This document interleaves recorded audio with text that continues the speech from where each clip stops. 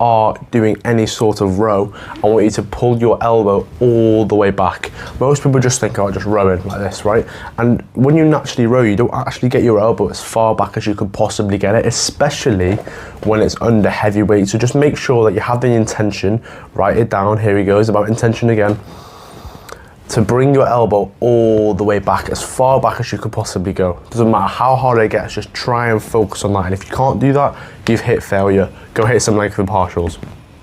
And 3, I'm going to teach you exactly how to do it now. So the setup. So you're going to be able to do this on a cable, right? And preferably with a cable, you know the one that's opposite the lat pull down, you're making awkward eye contact? Yeah, that cable, where you have the feet support and you have the bench, right? Like the little seat. You're not going to sit on the seat, you're going to go all the way back behind the seat and have your hip against the seat so you can brace. And how do you know which hip to use? Whatever arm you're using for your single arm lat pull down, you will put the same hip against the bench.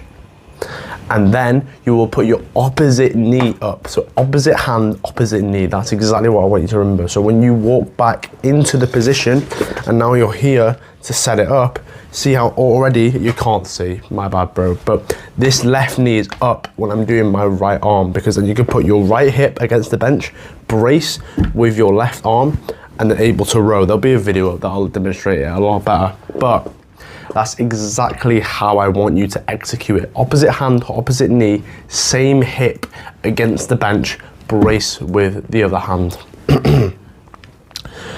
When you are doing the row, I want you to extend your arm no further than straight. And what this basically means is I don't want you to lean. When you're on the eccentric, I want you to resist the temptation to lean forward, because that's losing tension on your lat. When you're leaning, think about it, you're just moving forward and moving your hips. You're getting the same tension here. It feels like you're doing more, but you're actually not. You're just getting the same tension here by just straightening your arm. So try not to lean. Literally just on the way down, just get to about here, make sure it's extending all the way, and then row back, just so you don't lose tension on your lats. And again, row all the way back. Try and get your elbow as far back as possible, and twist. You can even twist at the bottom with a D handle. So if you use a D handle, you can twist at the bottom and get a better contraction and mind muscle connection. And then finally, the one cue that helps me with this is pull with your elbow and not your hand. Right, so you know how with your lats, with your lat pull down, you want to pull your elbows into your pockets. It's the same principle with the single arm lat pull down. You want to pull your entire arm with your elbow and not with your hand. And basically what this cue does is it allows you to activate your back a lot more. When you're thinking about pulling with your hand, it's just, you're going to feel a lot weaker, you're going to feel a lot more unsuccessful, and it's just not going to feel as nice. When you think about pulling your elbow